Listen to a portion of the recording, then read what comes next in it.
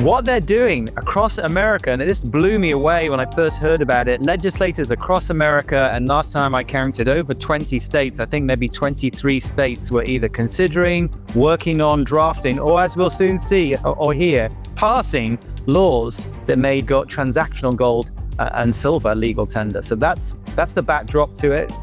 Senator Jim Dotson's HB 1918 bill, his transactional gold currency bill, first of all, it passed both House and Senate. That was amazing.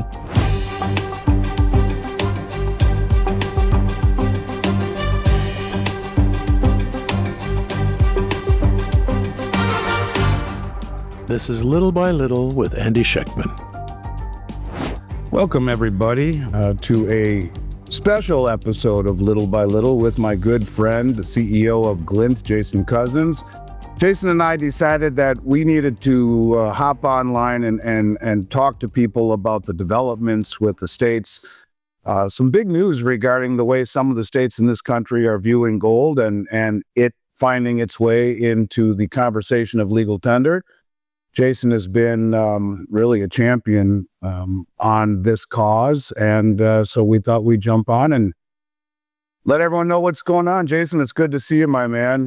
What time is it in London right now? It's great to see you. Yeah, I'm in London at the moment, not in the US. It's 8:30 at night. But I'm always stoked to see you, and there's some amazing stuff happening, as you said, at the US state level. Well, it's good to see you too, and I'm glad you were able to make some time. Let's jump right into it. Tell me what's going on with the states. What have you been up to? Well, I think it's important, just in case you haven't been up to speed with what's going on or some of the previous videos. Basically, US states across the country are really worried about inflation. They're worried about systemic risk of the unsustainable $37 trillion of US government debt and a whole bunch of other stuff. Obviously, we now have all the uncertainty at the macro level. But what can they do about it? From a currency perspective, they're forbidden. The US Constitution, Article 1, Section 10, Clause 1 of the US Constitution says that no state may make its own currency. So even though they're worried about the depreciating purchasing power of the dollar, is there much they can do? Well, if you read on with that, no state may make anything but gold and silver. That's what the Constitution says. So actually, they have the constitutional right to give people the choice of using transactional gold and silver as legal tender. And that's really important because some people would say, well, haven't states like Utah already made gold legal tender? Well, they did. They made gold coins legal tender. But of course, the IRS and others say, well, look, that's not within the spirit of the Constitution. It's really talking about transactional currency, and you can't go into a Starbucks and buy your coffee with a gold coin that's worth, what's it worth now? I can't keep up, $3,200 an ounce. So what they're doing across America, and this blew me away when I first heard about it, legislators across America, and last time I counted over 20 states, I think maybe 23 states were either considering, working on, drafting, or as we'll soon see or hear, passing laws that made transactional gold and silver legal tender. So that's the backdrop to it. And the big mic drop today, it actually happened to the end of last week, is that, Arkansas, Senator Jim Dotson's HB 1918 bill, his transactional gold currency bill, first of all, it passed both House and Senate. That was amazing. And then, of course, it had to come to the governor. Was Sarah Huckabee Sanders going to sign the bill? Because we saw just a few weeks earlier that Governor Cox in Utah, even though his legislator had passed the bill unanimously, and certainly from his own party, but a lot of bipartisan support of Ken Ivory's HB 306 bill, the governor there, Governor Cox, vetoed the bill, which was a big surprise for everybody because, when was the last time that a governor vetoed a bill that had unanimous support from his own party? I think they're currently before I come back to Arkansas, because what happened with Arkansas is interesting.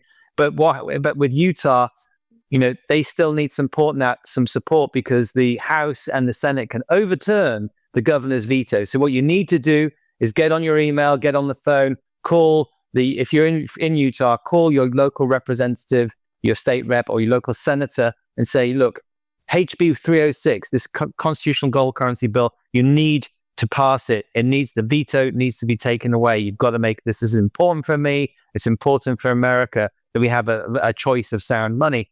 Anyway, back to Arkansas. Of course, overjoyed to see the House and the Senate vote this bill through, Bill 1918 from Jim Dotson. But of course, then where everybody was on tender hooks because of what happened in Utah. But guess what? At the end of last week, Sarah Huckabee Sanders, I mean, I actually didn't know too much about her, but of course, I hear she was the press secretary for President Trump in 2016. Her father, I think, was governor as well of Arkansas. She's got this in her blood. And I don't think I think she's got, a lot of strength, let's put it this way. And I think nothing would daunt Sarah Huckabee Sanders, I can imagine from what I've seen. And again, this bill had got bipartisan support. Andy, it was passed with, I don't quite know if it was unanimous, but maybe nearly. And so guess what? She passed it, she signed it. And some of the people at the Economic War Room, people like, the guys over there had gone for the signing ceremony. And it's amazing. Let's just stop for a second and understand what that means. Arkansas has passed the second authorized currency of the United States of America, is the way I see it. Yeah, no, I have a few questions I want to ask you. Let's start with Utah. And it's taking everything I have not to make a joke about Governor Cox. But the family why show. did Governor Cox decide to veto a bill that had bipartisan support? What was his reasoning? I don't know what his real reasoning is. I think his official reason, I think, was that the technological solution didn't exist, which is ridiculous because I was asked and privileged to testify at the study group, which they purposely put in last year. And I was presenting to people like, Randy Corrals, the former vice CFO of Amex. And what did I say? Gary Crittenden, the former CFO of Amex, and Randy Corrals, the former vice chairman of the Federal Reserve, and the treasurer and everybody, and showing how easy it was for people like Glint, companies like Glint, to be able to do this. And in fact, Utah has got some of the biggest MasterCard payments processing companies in America in Salt Lake City. I mean, to think that the technology wasn't possible is ridiculous. But I don't know what the real reason is.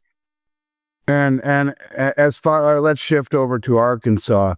Did you testify there as well? I didn't. But I think, by now I've gone around the country enough and done enough demonstrations with the Glint app and MasterCard to show people, look, this is something that is easily done. Don't worry about the technology. Technology is the easy part. America leads the world in technology. You don't have to worry about that. And there's already systems like Glint up and running already. So, and in various states, if you go look at them, the proceedings in the House and the Senate, people often will hold up a card and say, hey, this is a card that already allows me to do this, just as a way of demonstrating how easy it is to work. So when does this go into effect in Arkansas? And what does it really mean? Do they have a technology to do this? Are they talking about using the Glint technology? Tell me more about what's going on in Arkansas. So I think what the Arkansas bill, like the Florida bill, does is it gives responsibility for the chief fiscal officer of the state to be responsible for authorizing vendors. So it's a very broad bill. It allows companies like Glint to submit for authorization, and there are various security standards and assurances required for sufficiency of reserves and the requirements for establishing fraud prevention measures. But as I've said at every hearing that I've been to, these standards already exist in both the state and federal level. So Glint, for instance, has to comply with all of the payments regulations you'd expect from a company like Glint. But so I think it's a shoo-in, really. I don't think they'll have to create much when it comes to rules and regulations, as I said, because most of it exists already. But I'm guessing it's a great thing because the state being involved and authorization is going to go through that tick list and make sure that companies like Glint are complying with the very highest standards. And it will mean that I think a great level of trust for residents, not just in Arkansas, but across America. Was the bill in Utah and/or the bill in Arkansas and Florida hingent upon the gold being held within the confines of the state? Yeah, certainly in Florida it is. In Florida specifies that it needs to be in a depository in the state. In Texas, I think their bill clarifies it needs to be in their own state depository, which they built a few years ago. They kind of were ahead of this type of thing in terms of that legislation. In Arkansas, I'm not quite sure if they said it needs to be in the state. I'd have to check, but certainly it needs to be in a high quality, high standard kind of LBMA standard vault. Well, it's very encouraging. Certainly, I give credit to Governor Huckabee Sanders in the respect that, the dollar seems to be losing ground precipitously to gold. And the silly and irresponsible fiscal policy and the questionable monetary policy of the Federal Reserve, fiscal policy of the U.S. government is you could argue, doing harm to their constituents, to all of us in the United States. And to have a state that understands that, recognizes it, and is willing to do something about it, it's amazing. And I think that's fantastic. Yeah, I mean, some of the other benefits to this is also taking. So Kevin Freeman in the Economic War Room, he's written a book on this called Pirate Money. He was him and his team. They're some of the ones who really developed the grassroots movement for this across America. This is not being funded by some billionaire somewhere who's like going around all the states and funding lobbyists to do this. This is in most part a grassroots movement, and they talk about the 3 T's. It's trust, taking, and taxes. So we talked about trust and how state authorization of such a system builds trust with the citizens of America. The next one, of course, is taking, because a state authorized platform means that it's highly unlikely that any federal shenanigans are going to be able to stop this in the future with future administrations. But the third one, which is absolutely fascinating, is taxes. And yes, a lot of states have already abolished state taxes on gold, but this is the first time that they've made transactional gold legal tender.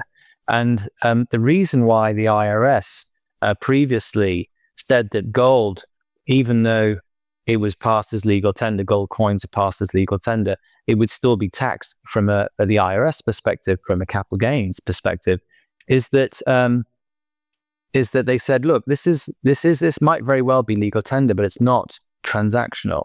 And they believe that for something to be true currency, it needs to be both legal tender and transactional.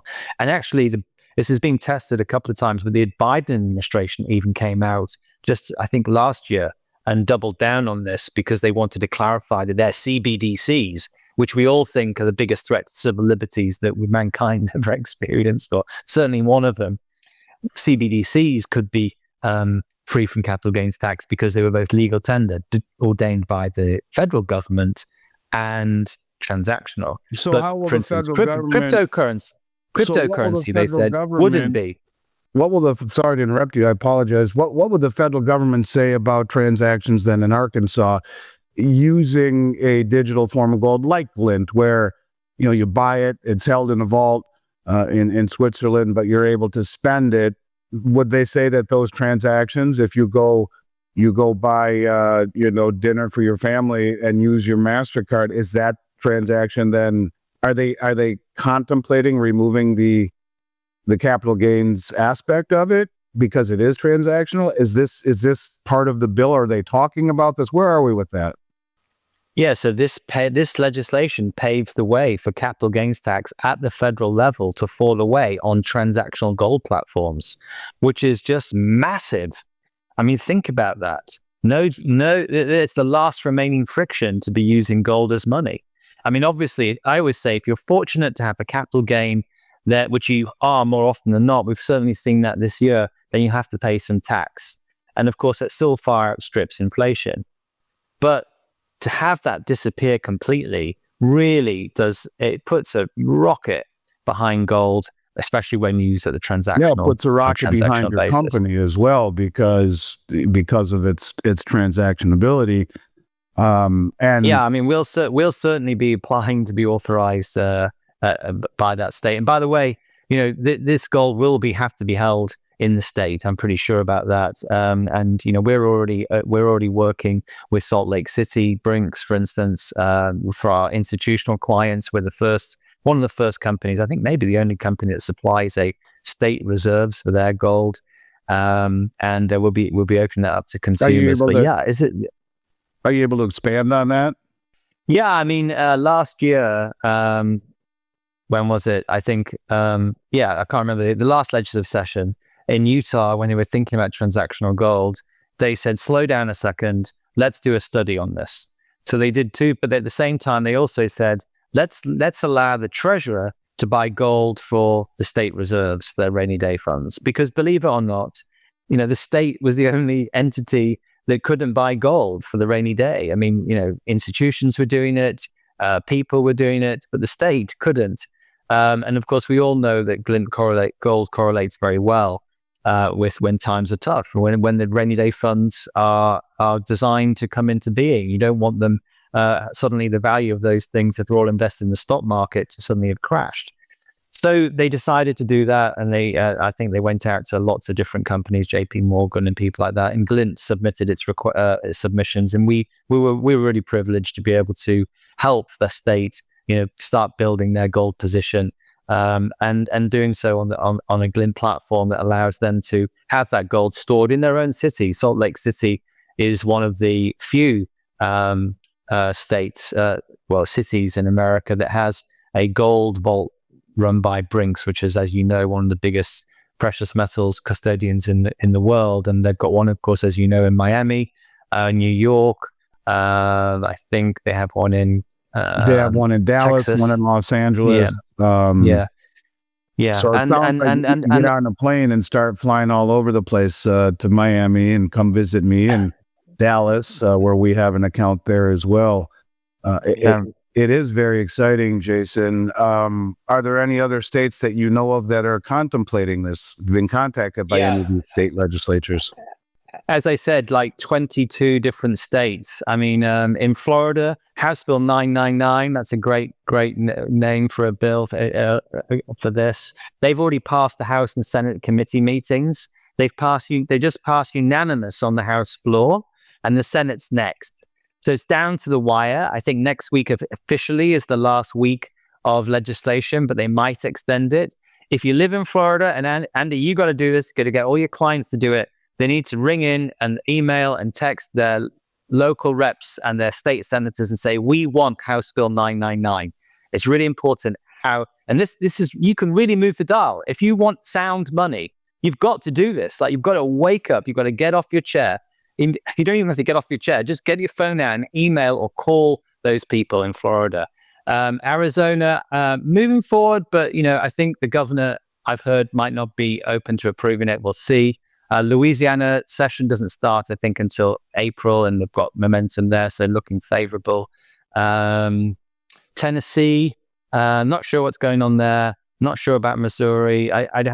These are states that which we certainly have been and were working on it. Oklahoma, Cody Maynard and Senator David Bullard, they filed House Bill 1199, and that House bill passed, and it's waiting for Senate floor calendars. So again, if you're in Oklahoma, get in touch with those people. And in Texas, I did testify there, actually. I was supposed to come and see you, I think, and I was asked to go and testify in Texas.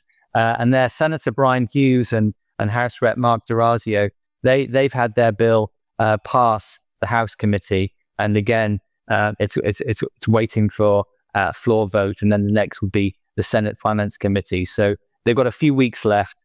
But I mean, look, states across America, Ohio, Representative Jennifer Gross has got building up her co-sponsors, etc. But if you want to know which state, if you're interested in which state and where your bill is, or what the number is, and whether it's running in your state, go to transactionalgold.com. That's the Kevin Freeman Economic War Room website. It's run by those guys, and they keep track, or they try to keep track of what's going on at every state. But it's very difficult because things are moving quickly. But at the end of the day, power close to the people, for the people. That's your state. That's your state reps. That's your state senators. They are supposed to be doing something for you. And if you like gold and silver, and you believe in sound money, and you believe that inflation, they're going to keep on printing money, that inflation is going to get worse, and that government debt, no matter what this current administration are trying to do, is going to continue to go up, then what are you going to do? If these bills don't get passed, it's just your fault, because you have the opportunity. We can't do that in England. No way. We don't. We just have the equivalent of our federal government. We don't have state, local governments. You have this amazing opportunity where your state can keep your federal government in check, and vice versa. You've got to use that power, and this is a once in a generation opportunity. Please do it. It's very interesting. The United States has been a net importer of gold since November, since Trump won the election. And more gold has entered the United States as an import than it has in any time since World War II, when everyone sent us their gold as part of the Bretton Woods Accord, where they could send us our gold. We would hold it. We would pay them $35 an ounce for it. They would take the proceeds and buy treasuries to earn interest on their gold, and could always exchange it back for $35 an ounce. So to see this kind of gold influx is impressive enough. But I don't know if you noticed the tweet that President Trump came out with on Easter Sunday, which was pretty interesting. He put it out at 3:09 p.m. on Truth Social on April 20th. And he says, "The golden rule of negotiating and success, he who has the gold makes the rules. Thank you." So there's a lot going on with gold. And I think that on a federal level, you have an administration, Treasury Secretary of the United States, when he was running a hedge fund, his largest position was gold. He's a self-proclaimed gold bug. He was on a podcast recently, or on an interview lately, and said that he believes within the next 4 years, there will be a new Bretton Woods style transition. There's all sorts of crumbs. You have Judy Shelton saying that she wants to see gold backing a 50-year treasury, and told me carte blanche on my interview with her that Trump told her that on July 4th, 2026, the 250th anniversary of this country, he would issue gold-backed 50-year treasuries. Of course, most people know by now Judy Shelton was his nominee to run the Federal Reserve in 2016. And although that didn't pass, she wasn't confirmed due to partisan politics. Many people think she may be running it again this time, or be in the running for it this time when Powell's tenure is up. So you have an administration federally that might just be able to give you a hand on what you're trying to do. And I think what you're trying to do is fantastic, even if it doesn't directly impact Glint. Maybe it does, maybe it doesn't, but you are an expert in this area. And if anyone should be testifying on the ecosystem and the technology behind transactional gold, it is you. And I think that's fantastic. Anything else that people should know about? This is big news, and I will send this out right away. I think people do need to know about this. And I, for one, will although I don't have a direct line to any of my state legislatures or, to the governor, I certainly will do my best, and hopefully people will too, whether it be in Utah or here in Florida or any of these states that are considering transactional gold. If just one state passes and the federal government then says, yes, transactional gold no longer carries any capital gains taxes, it's the beginning of something fantastic and really quite sensational for Glint as an application, as a program, and that gives me great optimism. But look, I think, Andy, this is great. Whatever is good for transactional gold is good for gold. I mean, generally, I mean, this is about keeping gold front of mind. For far too long, it's been held in the shadows, and it's been kept down with a veil of misinformation across it. Now it's coming out. This is anything that's good for gold is good for everybody involved in gold. And as you know, you're a big supporter of Glint. I thank you for that. For instance, we are a big supporter of gold bullion dealers like yourself, and gold coins and gold bars are things that everybody should have on them. At the same time, you've explained the reasons why people should get behind Glint and how different it is as well to gold bars and coins that you have on you in your person, isn't it? No, it is. And there are a lot of people that I have spoken with as I have been going down this road with you who would agree with that. It's a fantastic program. It's top-notch technology. You have a top-notch team, and I'm honored to work with you and the entire Glint staff. Jason, I appreciate it. I appreciate you coming on in the evening here in London and letting us know what's going on here stateside. It's a big deal, and there are a lot of things that are very interesting going on with gold right now. This is just one more thing for us all to be optimistic about. Those of us who have held gold as for me, it's been 35 years, and there are a lot of people who have been holding gold waiting for reasons to be optimistic. And I do think this administration is giving us reason to be optimistic, as is the gold price that continues to march higher. So I thank you for that.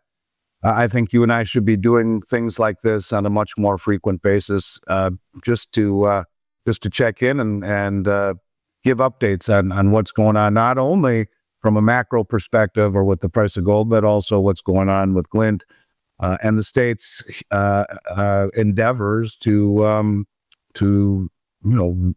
reintegrate gold into their local monetary systems.